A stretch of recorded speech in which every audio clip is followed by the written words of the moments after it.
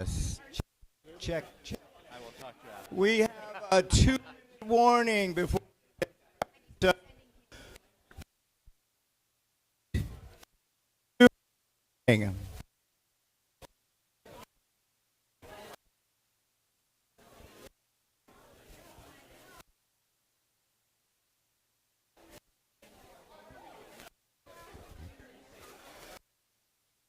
Some coffee and grab a scone and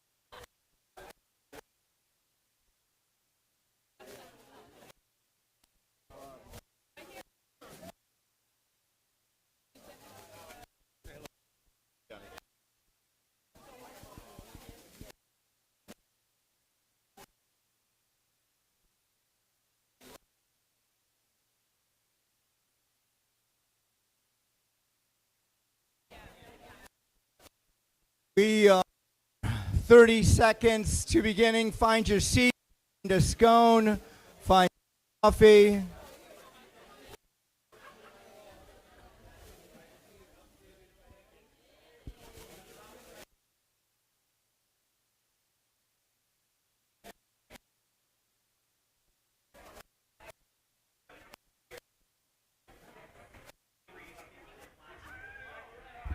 Hold it from the top of the microphone. You're covering the antenna when you hold it from the bottom.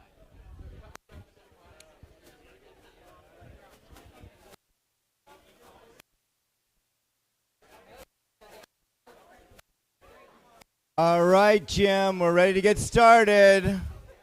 Molly, let's get started. Find your seat.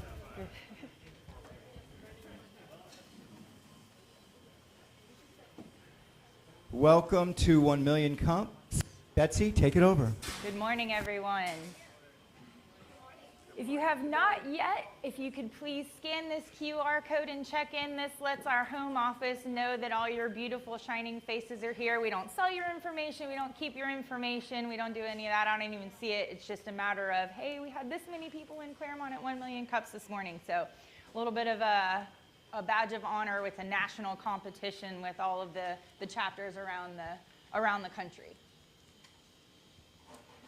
So welcome to 1 Million Cups. This is officially our second Clermont chapter meeting. So thank you all for coming.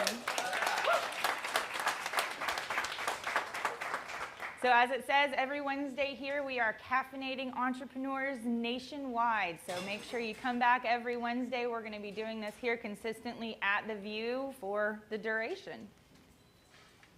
So I want to introduce our organizers this morning. Let's start with Miss Lenka Brady back here. We've got David Colby. Farmer Banks. There he is. Glenn Holcomb back there in our IT department. Miss Doris Jackson Shazier. She is. Lorna James.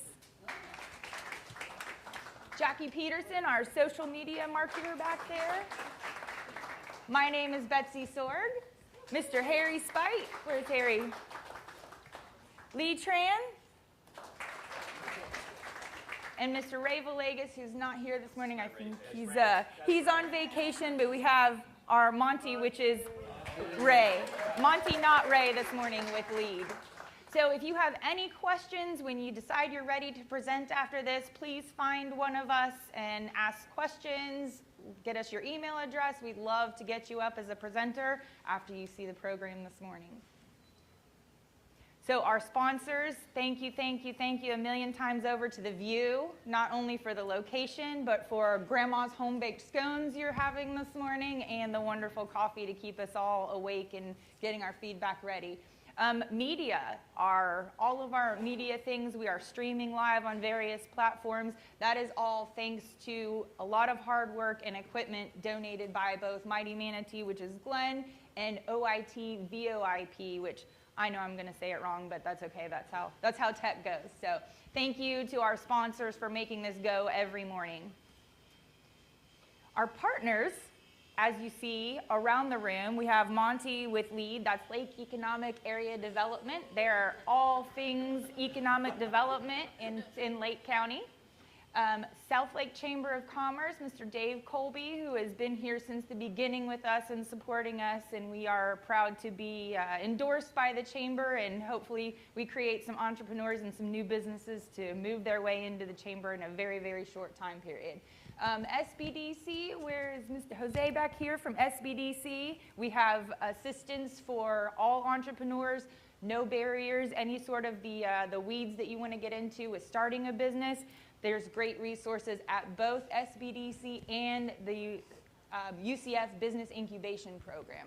So again, questions with any of these, find us organizers afterward. We'd love to put you in the direction of any of these folks to help you with your business. So the mission, what is 1 Million Cups all about? Why do we meet every Wednesday nationwide? It's all about uplifting entrepreneurs and small businesses, usually in that 1 to 5 year range, or if you're growing, if you're maybe 3 to 4 years old and you're really successful and you want to grow, or maybe you want to pivot, all are welcome. So this is a great supportive environment for entrepreneurs, small businesses, students that are learning. If you just need to practice some public speaking, if you have a business idea and you want to hear yourself say it out loud in front of lots of people and get feedback on it's a good idea, maybe it's not such a great idea, or maybe here's some things that you could do. That's what we're all here for. So it's all about presentations, not pitches. We want to hear your idea. We want to hear your challenges. We want to hear what's keeping you up at night. We want to hear what's been successful for you, and then maybe what is your next adventure you're looking to get into. All of these types of things are great to present about at 1 Million Cups. We are here for connections. You never know what just a handshake here at 1 Million Cups can do for your business, either tomorrow, next year, maybe even 5 years from now when you're ready to grow or pivot. So we're really here to have those connections, make those professional connections.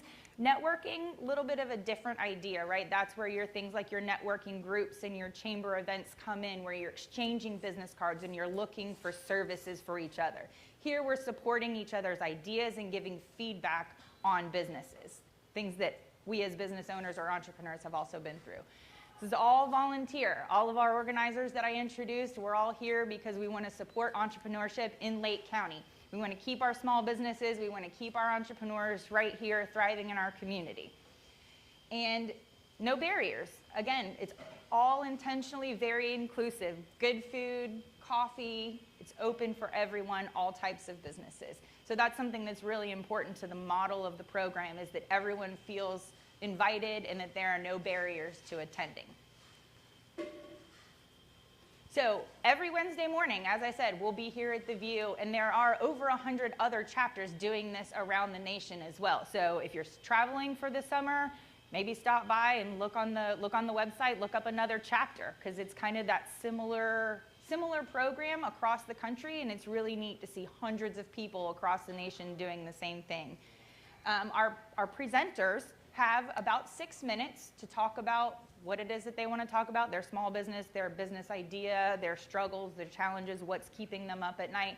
And then you, as the audience, small business owners and entrepreneurs yourselves that may have been through something exactly like this, are going to give 20 to 25 minutes of feedback. So we want to hear from you after our presenter talks about their challenges in their business. So keep those pens and paper ready, write down your questions, cue them up in your mind, because that's what we're all here for, is that important feedback to the other business owners at the end of it. Again, always free, open to the public. We want to remove those barriers, offer help and assistance for business programs, and of course, having coffee as well. So we do think about it from the what can we as a community do to help you. That's why you're here as a presenter. We want to know what we as the 1 Million Cups, as the Clermont community, can do to help you. Presenters. We've got several people from last week excited to present, so we need more. We can do 2 presentations a week. We're just doing 1 to kind of start off with, but 2 presenters every week, and we still do that same format, that 6 minutes of presentation and 20 to 25 minutes of feedback. So there's the website there. Again, businesses under 5 years old or pivoting, new business ideas, all industries, something that someone maybe owns a bonsai company, doesn't sound like you would be able to talk business with a real estate agent, but you know what? Maybe there's some sort of a challenge that you're both having, and it may not involve homes or bonsais, but maybe your new real estate gift is a bonsai tree. Who knows? Those kinds of connections, they happen. So again, that platform, very supportive environment, we're all here to help each other, and again, I might have gone through something that you're losing sleep over, and I want to help you get over that and grow your business. So quote of the day, I felt like this one was pretty appropriate, by Miss Eleanor Roosevelt: "The future belongs to those who believe in the beauty of their dreams." And I think it's appropriate. We have several students that are here this morning representing various organizations, and so we're always excited to have students learning, so please uplift them as well at the end and network with them and speak to them about what they've got going on and why they're here. So there's that check-in one more time. If you haven't checked in, grab that QR code and let Kauffman know that we're here. Now it's time to keep those side conversations to a minimum. Those phones, now that you've checked in and everything, let's hit the mute on those so we don't distract our presenter. We are streaming live this morning. We are on YouTube. We will be on LinkedIn soon. Facebook is giving us some issues this morning.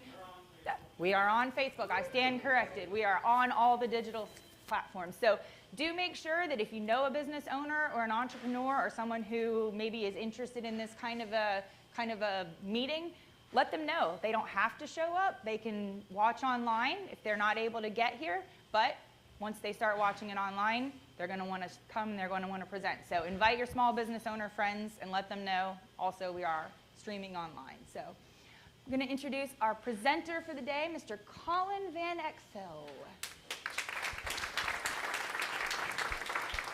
We're going to give Colin a few minutes to tell us all about his business. And so, like I said, make sure you get that feedback ready. Get your questions ready. We're going to turn it over to Mr. Colin. Okay. Can everyone hear me? The mic on.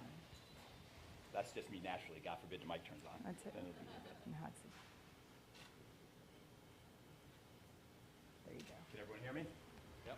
Good? Okay. Well, good morning, everyone. I love being here at 1 Million Cups here in Clermont. I live 5 minutes up the road, so I'm really invested in making sure this meeting works, because it's a 45-minute drive to Eustis. So I am going to give you some context about my business.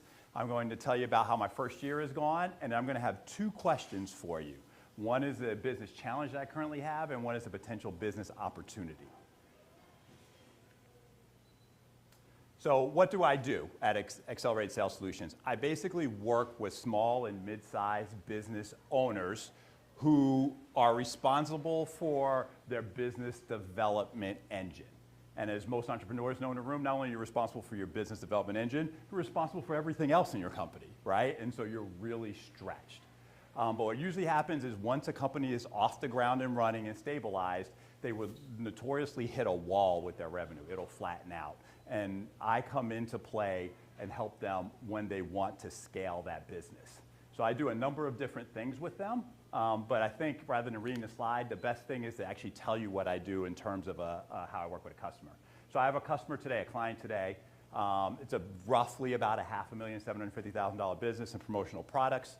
The owner came to me and said, I want to retire in 3 years. And right now, my company is undervalued because we're not performing from a revenue standpoint. How can you help me, right? And so we sat down, did a bunch of discovery with them, learned about their company and what they do. First thing we did, is, first thing I recommended, we need to hire somebody because the owner, there's two owners, but one of the owners is their only salesperson and by far a very good salesperson, but she's stretched too thin. So I actually created a job description for her. I helped put together the interview process, and then I helped her hire the person, right? But the key thing for her that's really important is that that salesperson reports to me, does not report to her, because that frees her up to sell more, right? And so what we did after that is I trained the person in sales, she trained the person in product, because that's her specialty, and we got the person up and running as fast as we could from that standpoint. So that's the first thing we did to help grow her sales. The next step was to look at her sales strategy and how they go to market today. I documented that along with their sales process, and then I actually converted all their training material to reflect their sales process, which it did not currently. What that's going to do is that's going to allow us to train people faster, because in order to reach her 2x revenue goal in 3 years, we're going to need to hire more salespeople, and it took us too long to train this one. So I've improved the training process for that salesperson, for the next salesperson we hire, to get them up to speed and selling even faster. The third step I did is I reviewed her tech stack. She has a CRM. They weren't using it. They were doing everything manually. I helped explain to her how they were missing an opportunity to be more efficient. We basically arranged the CRM to look like their sales process, put it in order, so now they can actually look at their opportunity funnel and see how they're doing in terms of future sales, right? And so at this point in time, we have gotten the business organized so that she's more effective, the business is more efficient, and we have a new salesperson on the ground. The good news is we're finishing our first quarter, and she's up about 33% quarter on quarter. So those things have actually shown a difference. So there's some fancy words on the screen here, but that's what I do. I walk in and really help get small businesses off the ground. So what makes me qualified to do that? So first of all, the thing I'm most proud of on the screen is the 3 people on the left-hand side, right? And so it's nice to know I'm at the end, you're never at the end of being a parent, but there are two-thirds of them are off the books, as I say. So I've done a pretty good job with that, and they're good people. You know, it's nice to know I can't say certain things on YouTube, but they're not that, is what I would say. So they're actually really good. But as you can see, I've got 25 years of sales experience, mostly with Fortune 500 companies. I've been through a ton of sales training programs, Sandler, Challenger, a bunch of ones that people have heard of before. They spent a lot of money on me to make sure I was effective as a sales leader, and I've been successful. My last role at Ocean Optics, I was the VP of Global Sales.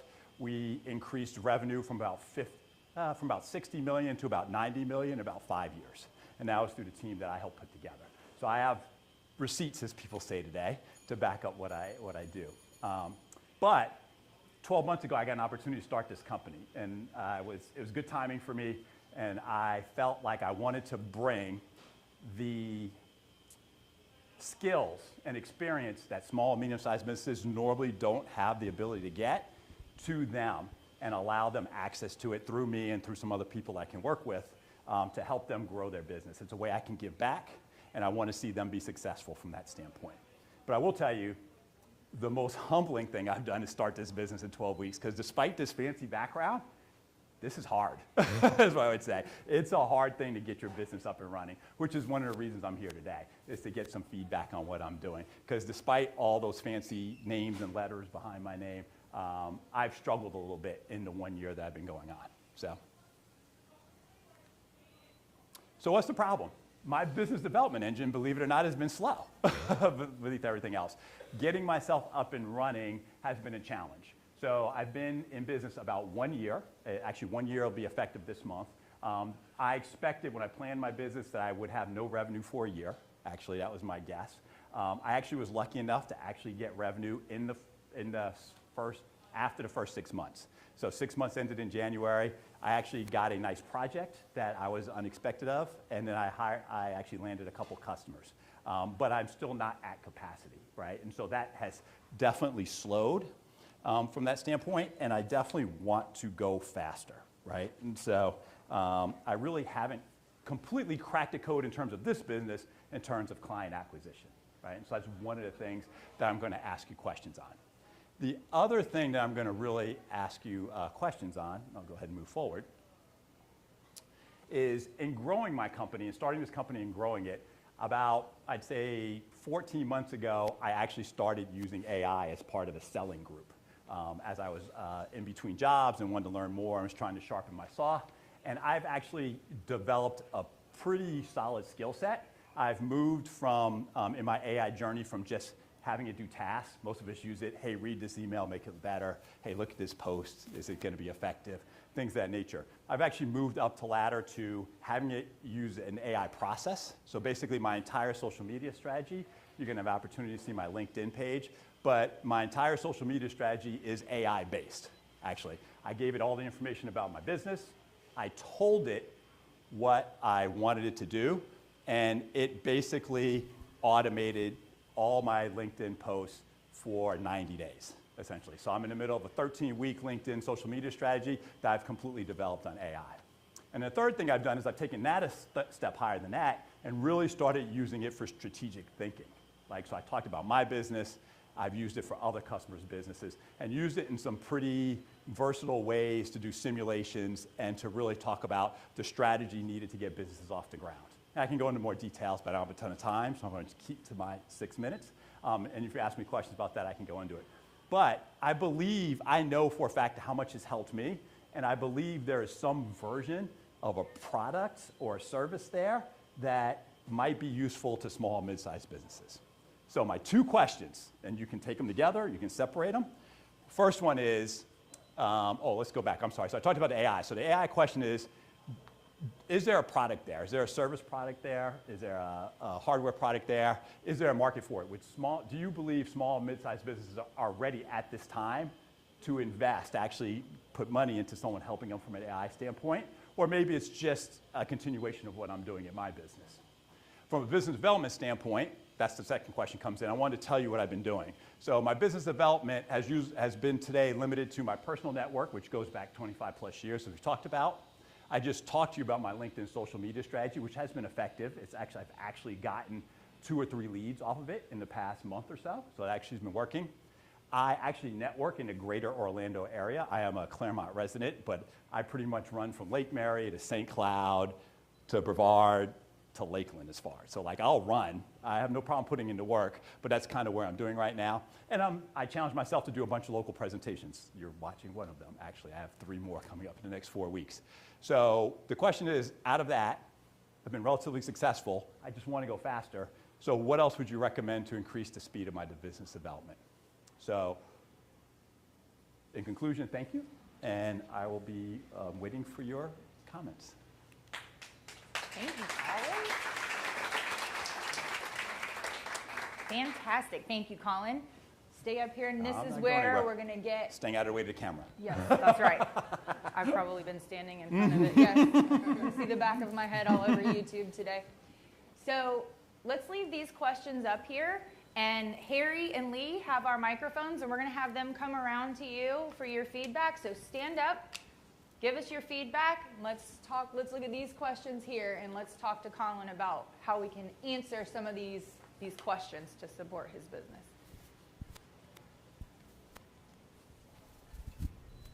Thank you.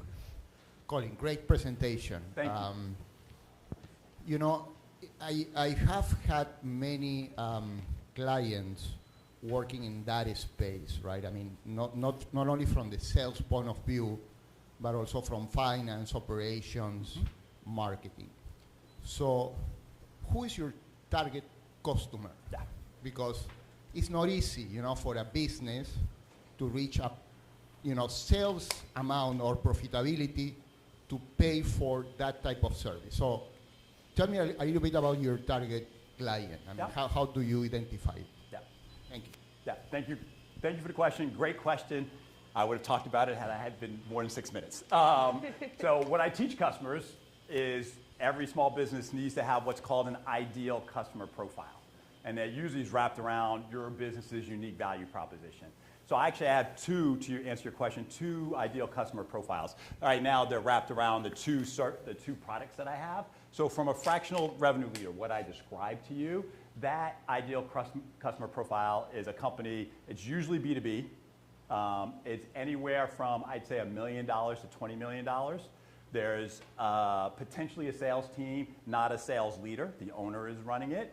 And my background is in manufacturing, technology, and distribution. My service can be available to anybody, but that's probably where I'm the most comfortable. Today, I'm working with a food manufacturer, which is not what I've done in the past. I'm working with a promotional products company, and I'm potentially working with, my next client might be a company that does cleaning for builders and different areas. So really that's my sweet spot for that product. When you talk about intensive sales team training, this was the customer I landed, my first customer actually, and it wasn't a fractional sales mode. I had a person call me and said, hey, do you do sales training? And I wasn't bringing any revenue, so I said, sure. I'll do sales training. And to be quite honest with you, I had no intention of getting this job. I used AI, gave a really nice answer to their RFQ, and walked away at Christmas time going, yeah, I'm good, right? It was a former boss of mine, wasn't an issue. She's really knowledgeable. I figured she'd see right through my RFQ. It turns out she handed the RFQ to her sales leader, and the sales leader called me after Christmas and was like, I loved your presentation. I want to hire you. So part of me was like, yes, this is going to work. The other part of me was like, I've got no content to do this whatsoever. I was like, I have to build this from scratch. So I took 90 days and actually had to develop a custom sales training program from scratch, which was never anything I intended to do, but I've done in my past. Actually delivered it in March. They loved it for the most part. All my recommendations in LinkedIn, a lot of them come from those people, and I still have a business relationship with them today because I coach them in addition to their manager coaching them from that standpoint. That ideal customer profile is probably anywhere between 30 million and 70 million. They're a bigger business. They want someone to come in and coach and train their team, maybe twin their VP of sales or act as an assistant to them, bringing the same level, if not maybe a little more understanding of what those people do. So those are my two products. Those are my two ideal customers. I do want to. I want to have the fish bowl pass around. We're going to give away these lovely cups and notebooks at the end. So I'm going to have the fish bowl. If you have not dropped your business card in, they're very good, by the way. When you come to enough of them, you get them for free. They do. They will keep you caffeinated throughout the Wednesday. So if you can just pass that around, that would be great. We have another question. Hi, good morning. My name is Jared Taylor. I'm the founder and CEO of Sugarloaf Partners, which is a fundraising consulting firm for nonprofits. Okay, cool. One of the things that I wanted to ask you, you mentioned this professional network, this personal network. I'm just curious of why you're spending so much time behind the wheel in all these different areas. Which are they? You mentioned Lakeland, Lake Mary. It's a lot of windshield time. So where are your core markets? What are you doing to lean into that one or two specific markets? Yeah, so I will tell you that I started doing that because I just didn't know any better when I started the company, to be quite honest with you. I wasn't sure. I knew what I was good at, and I wasn't sure where they were located in the Orlando area. I've actually really trimmed down that networking. Like I did run all over the place. I've really trimmed that down through trial and error, just going, okay, that networking event didn't work for me, but this networking event, connection event, whatever you want to call it, works very well for me, right, in terms of potentially buying these. So it's not as bad as I made it sound. Actually, I probably over-talked that piece of it. I've primarily been staying in the Orlando area. I actually have been under-penetrated up in the Lake Mary area. I feel there's a lot of business up there that I could do better with. I've been really good in St. Cloud, Lake Nona, downtown Orlando. I kind of have that sweet spot right now from that standpoint. And that's where actually most of my customers have come from, and where the recommendations that my customers are handing out for me are starting to generate some additional leads. So good question though. Yeah, I haven't gone to Lakeland. I haven't gone to Brevard in a minute. So thank God. Oh yes, Marissa. Nah.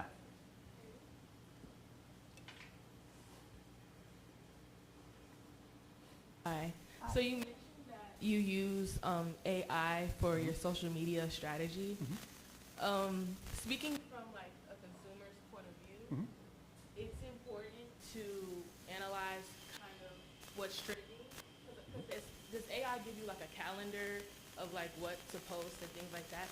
Okay, so speaking from somebody as a consumer, and I'm really engaged in social media, the algorithm of social media.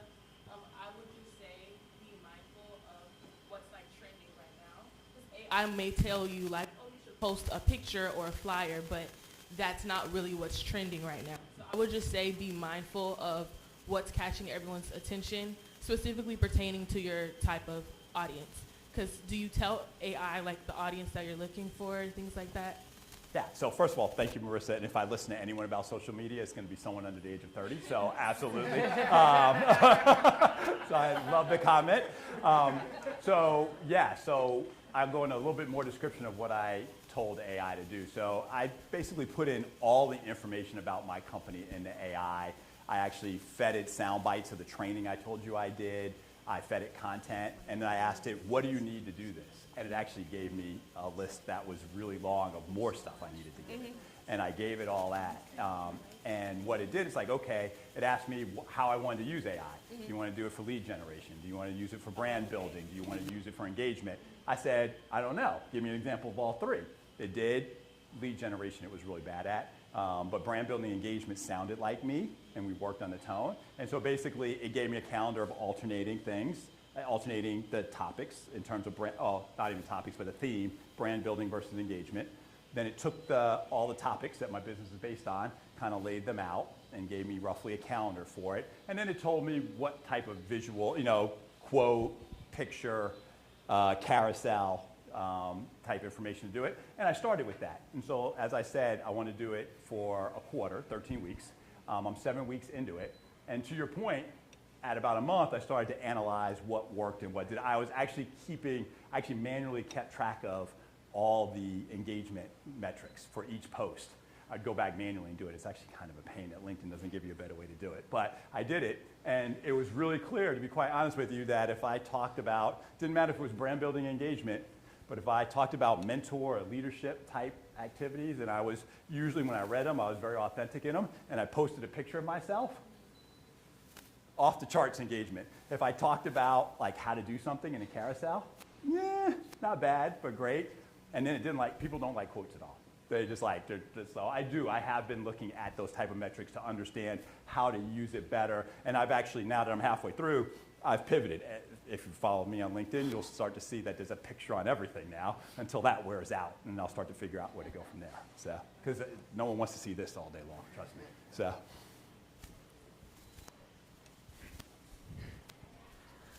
Good morning. My name is Donald with Lippem Lighting, and recently launched new architectural lighting products that I thought I was your target customer.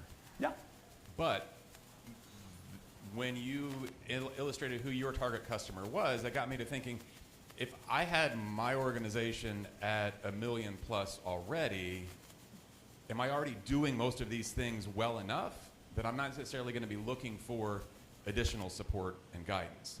So do we have an idea of truly how many potential customers there are that you're targeting at $1 million or 10 million plus that aren't already doing sometimes good enough in-house to not need them to then continue to look outside? And with that, is there some version of this that you could automate to more of a, I guess like an evergreen? This applies to 90% of what I need.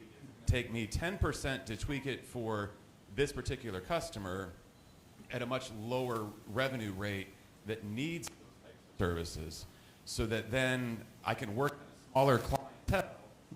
It's not necessarily customized, but I can find more fish down here as opposed to $1 million plus that may already be doing what they consider to be good enough. Yeah. So first and foremost, and I have to work with customers on this, when you talk about ideal customer profiles, that's kind of what I think where my value proposition maximizes. It doesn't mean that I don't work with clients outside of that, right, from that standpoint. As I said, the promotional products company, she's only $500,000, right, from that standpoint. And she clearly isn't operating where it is. But to that question that you asked me, and I forgot to say thank you for the question, it's a very good one, is that it really depends on markets, right? Certain markets, you can be small and you can be $10 million, right? Your market is not that. You can be perfectly functional, I think is what I'm interpreting you saying. Like if you're doing $1 million, you're jumping up and down going, I'm successful, right, from that standpoint. What I bring doesn't necessarily, I should say, the basis of my process works for everything B2B in my mind, right? I have to challenge it a little bit B2C because the pool, your customer base, your ideal customer profile can be so much larger, and it's really harder to do that.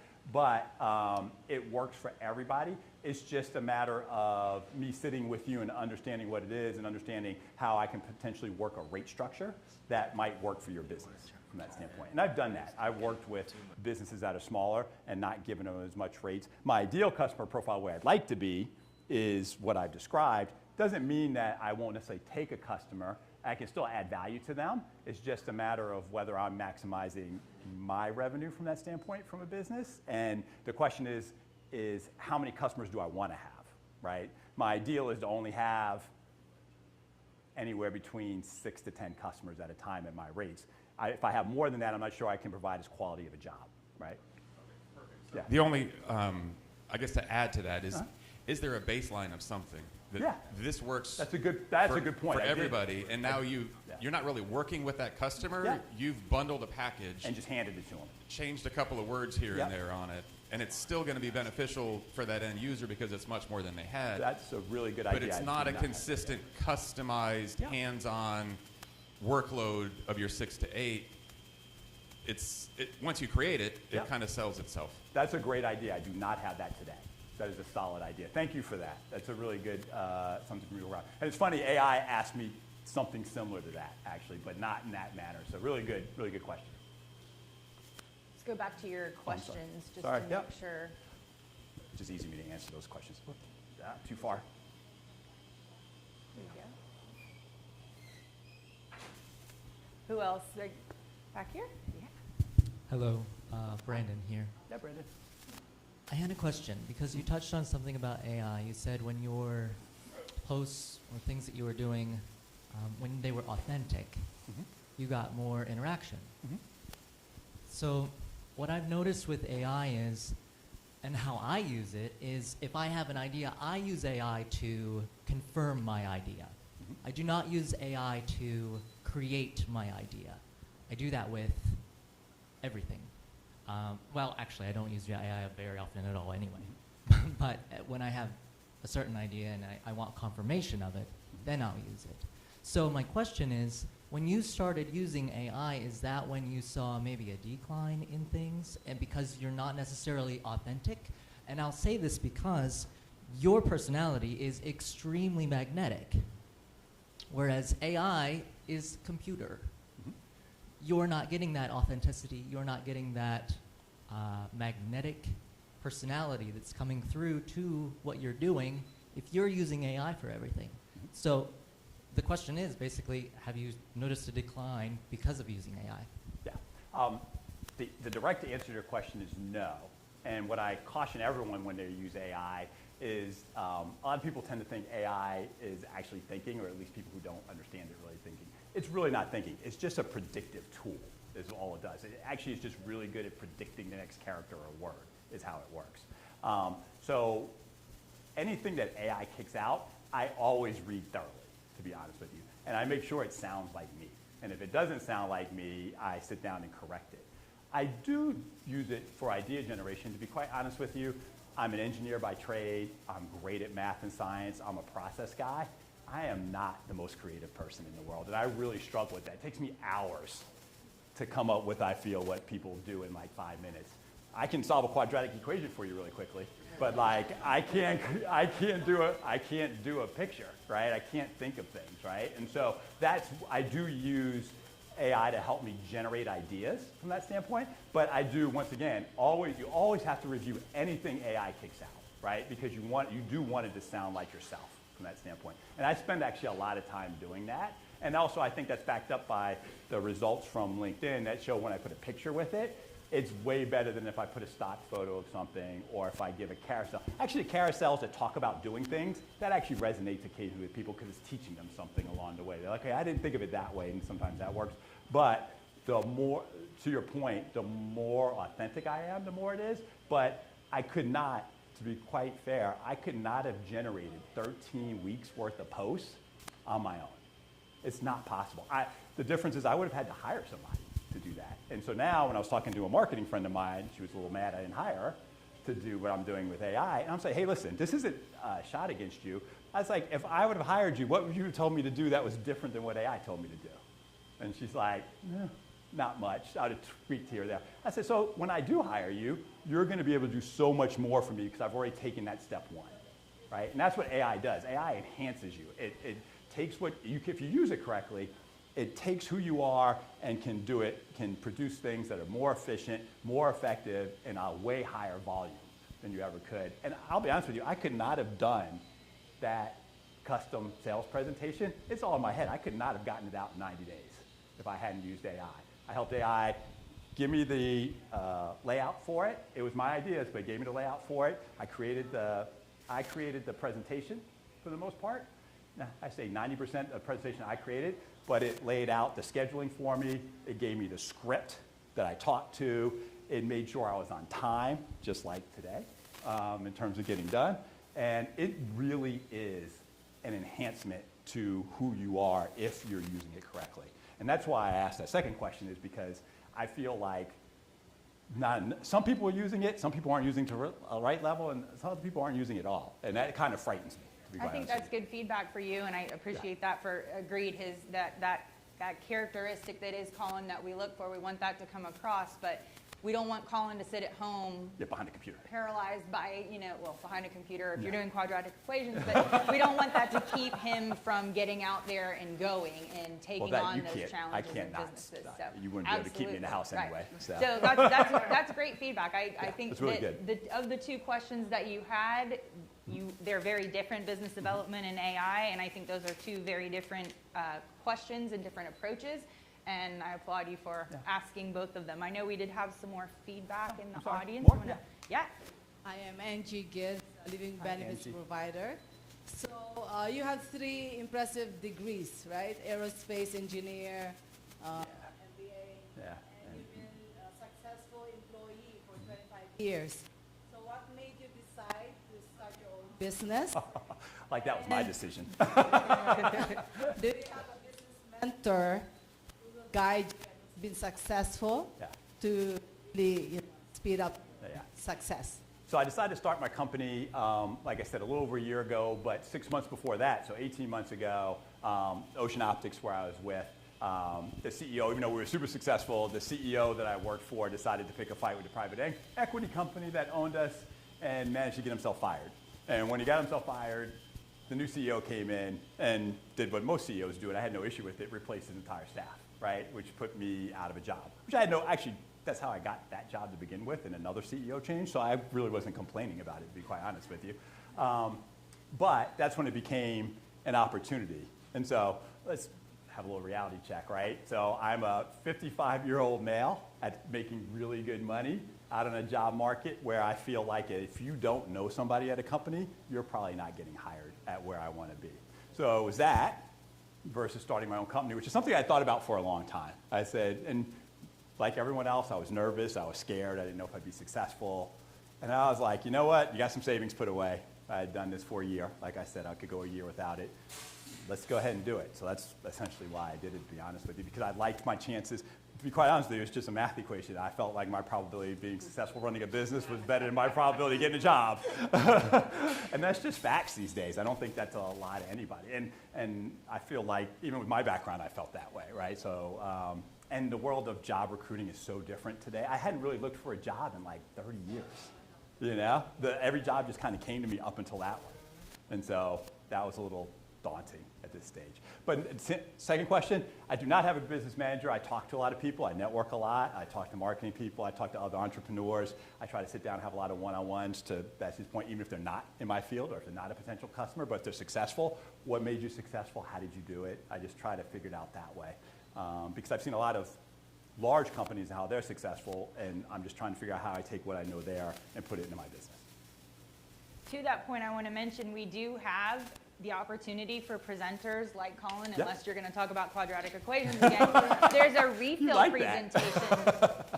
I say this with caution. There's a refill presentation 6 months later. So again, somebody who's keeping track of their stats and things on LinkedIn, in 6 months, he can come back and say, this is what is continuing to work. I was mindful of trends on LinkedIn, Yep. and I saw this kind of happen. So there is an opportunity for that as a presenter to come back 6 months later and do that refill presentation and update us as a community on what's worked and maybe what What hasn't, didn't. or also to introduce new concepts as well. Exactly.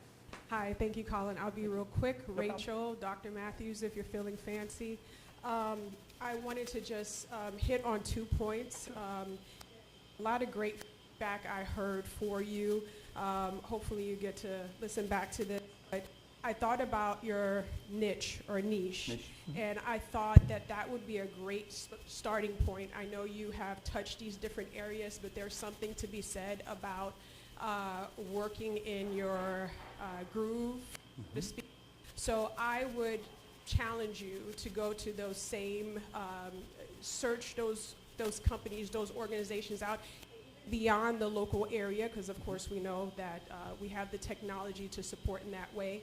I would focus there, and then afterwards focus on branding. The second question I thought was good, but could be set aside, the whole AI thing.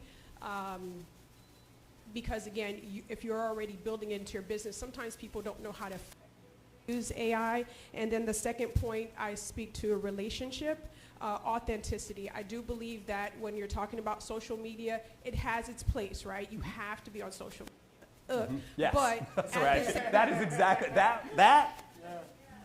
So I'll just say the bit of that is a branding. That's it. Because if you look at some of the okay. in and I can out, hear you. some of the social media engagements of really, these folks, it's not that. People are going in there. There's not that much engagement. So I would really focus on your target group, your niche, and then from there, nurture those relationships. It's not a one-touch, it's a multi-touch thing. And the authenticity factor that's pointed to, and I'll just leave you with, thank you so much. Yeah, so thank you very much. Great comment. So I heard you say embrace my inner nerd, because that's what I am. All those techie degrees, that's just, I could have been a character on The Big Bang Theory. And then the other thing what you said is that one of the things I was worried about. The AI thing, I do worry about it distracting me from my core business. And that's what I kind of heard you say. I definitely hear that piece of it as well. And this is why I asked the question, to be honest with you.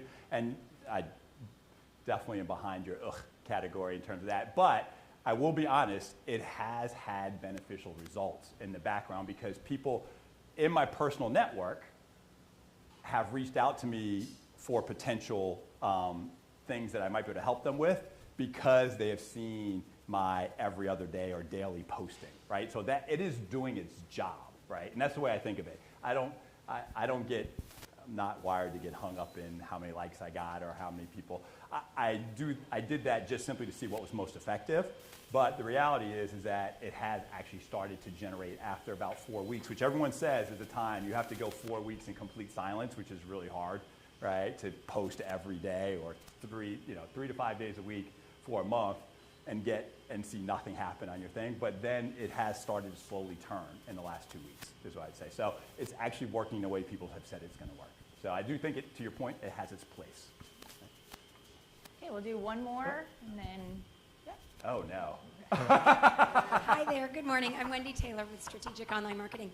Have you done any webinars for the sales training? Yeah, not yet. Go ahead, keep Showed going. case studies? Yeah, no, I have not done that. I need to, I'm edging into that. This is part of getting to the point of finding out if there's a market for that, and posting and having things. I've thought about doing that as for both sales and possibly AI, depending what the reaction was. We have one more here, too. That could save you drive time. Yeah, exactly, yeah. Thank you, Wendy. Colin, Heather Walker. Actually, Oh, thank you. and I'm going to echo on 2 other people. I love the idea of a webinar. I'm a much smaller business, real estate professional, but I struggle with performance metrics. So I would love either a webinar or, like the gentleman suggested, a much smaller product for some under $1 million. Because I'll tell you, I send out postcards, do things. Literally, they come back to me returned, and I throw them in the garbage. tough. Yeah, it's like I wasted all that time. Yes, I know. And that was money, right? Yeah, Down the exactly. drain, literally. Yeah. But I should be tracking more aggressively what is working for me as far as my marketing goes, because I do spend a lot of money on marketing. I did hire a professional marketing company to help me with social media, because like you, I hate seeing myself on video, but it's what works, you know. Yeah, they want to see me on video, that's what I produce. So I would love to see a product like that. So That's excellent I would feedback. definitely be interested. I was going to fill out my information. Oh, but actually, I put it in, and I'll follow up with you. And by the way, if you like the website, the person who did the website, I'll give Splash a little category. She's in the back. She actually did our website for me. Awesome Way website. back when. I met her and her husband a year ago at a similar event, and she actually did. I knew nothing. I was scared as all get out at that point in time. And her husband's the one who developed the website, did a great job with me, and really put me at ease. There's So, those 1 shout out million to cups Splash. connections Yeah, at work, so. to the point of who's your business coach right now? 1 million cups is Yes, 1 coaching million cups. You Colin guys right are. now. Exactly. This is his support network right now, and we'll be here. Yep. So I want to follow up Oh, sure. on some of the comments here. I think doing business is always about evolving. And you have been evolving. I think LinkedIn is where you're professional and the people attracted you, and you get a client from it.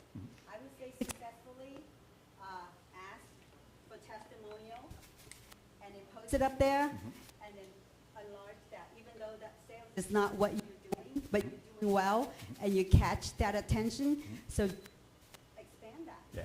Expand I that. need to do a better job with that. I've written that down before, but thank you for the reiteration of that. I don't do enough job asking for those type of records.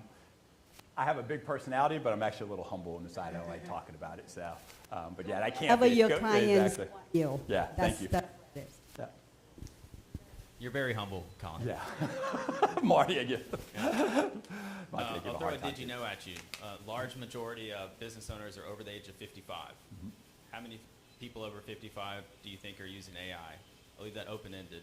I think a lot more people than you think, actually. Yeah? I think. Well, it depends how comfortable you are. I didn't mean that. I meant that respectfully. Yeah. No, I think I talk to most people I talk to that are using it who talk to me about it are actually my age, actually. So. Cool. Well, they might not want to adopt a learning curve, but they do want to adopt a bottom line increase. Yeah. So if you're able to provide the metrics on not only how you've used it for yourself, but how you can help them and increase sales, but also increase efficiencies, as in doing that, they may eliminate some staff or move some operations around. So consider using your operations background or partnering with other people that may provide those services, like an HR generalist or something, to kind of think that through and do like a whole package deal. And then you're creating a referral network because they're already visiting these smaller businesses, often good idea. offering fractional support too. So I really like the lower tier level and being able to use AI or other tools to kind of get stuff out of your brain box out onto the street and educational models to get more client acquisition and replicate your process. Consider tracking your client acquisition time and cost. That would you probably already do that. Yeah, look, as I'm figuring it out, I do But do that. as you're creating these educational models and gatekeeping that material, but providing it on a subscription basis, so they can use it as continual training Well, for that's a their good team. idea. That's a really good idea. I hadn't thought about that. Great job, Colin. Thank you. Thank you. So this is Colin's contact information. Yeah, Obviously, QR the link codes. to his website is Yeah. working. So if you want to snap that, if you think of any other feedback or anything, definitely let him know. I'm sure he will be open to that Absolutely. as a follow-up as well. Go the other way. There's those questions as well. This is another, while you have your phones up for QR codes, this is our link to our 1 Million Cups Clermont website, and it has the link on how to present. So make sure you get that. It takes you right to it. Fill out the application. That does not necessarily mean that you're going to be on stage next week. It's just putting in an application. We're going to have the coaches reach out to you, talk with you, help you get your presentation together, and we'll work from there. Let's do the drawing. Did everybody have a chance to put their business cards in? As she's picking, I will say, if you follow me on LinkedIn, you'll see I'm actually doing a hands-on at a networking event, some training, like small people training. So if you want to come to that, look at my LinkedIn site. It'll show places in Winter Garden. I'll be spending an hour talking about what I do and how I do it and talking to people about that. So. All right, we've got 5. So here, you can read them off. You read them off. I'll just read them off? Read them off, yeah. Good name. Renee Easterly, Lakeside Petals. Yay! There you go. Oh, I'll just give you this. And these all 5? Okay, cool. Oh, yeah. Michael Beckmeyer. Beckmeyer. I said it right, right? Beckemeyer. Beckemeyer. Ah, I knew what it wasn't, and that's what I wanted to stay away from. Regina Amaro, AOK Garage Door Services. Regina? Yeah. Yep, I think she had to. She had to bail. She had to go service a garage door. Customer calls. That's what you do. Sandra Kahana, Stoplight Go. Sandra! Come back to you. And then Mark Hopler, Ameriprise Financial. All right. Oh, one more. And last one? Yes. Okay. Jose Granadillo, Ocean Bank. Jose? All right. Yeah. So now you can all represent throughout the week with your 1 million cup swag, and when you're taking a sip of your coffee or writing a note and someone asks you about it, tell them to be at the View on Wednesdays. So we do have a little bit of a tradition. Oh. Thought that was mine. That's what happens when you all have the same cup. That's true. You can personalize I was like, that your is 1 not million my cups, coffee. so. I apologize. So we do have a tradition here where we like to take a group photo. So everybody get your 1 million cups pointer fingers ready if you would. And we're going to take a group photo of everyone. Stand up, look excited, and get ready to see yourself on social media. Yeah, is that the camera there? We're going to come right here. Can I borrow your phone? Do you have your phone? Which way are we pointing? Which way are we looking? That way. Oh, that Look way. toward me. Lenka can get them too. Oh, you want Everybody to come up face here? up here. Yeah. You go over there. Oh, this way. You're taking it that way. I got you. Yep. Okay. I'll take a cup. Yeah, and then you can take. All right, everybody. 1 million cups. 1 million cups. Excellent. All right, we're going to do a couple more. You want to get in the center? Oh, it's all right. Just got to get that All right, orange in. one more. One more. Hand up, finger up. The right one. Love it. Thank you. Thank you. The right one. Thank you all for coming. We'll see you next week. I'm so sorry. I'm so sorry to drink your coffee. I was so embarrassed.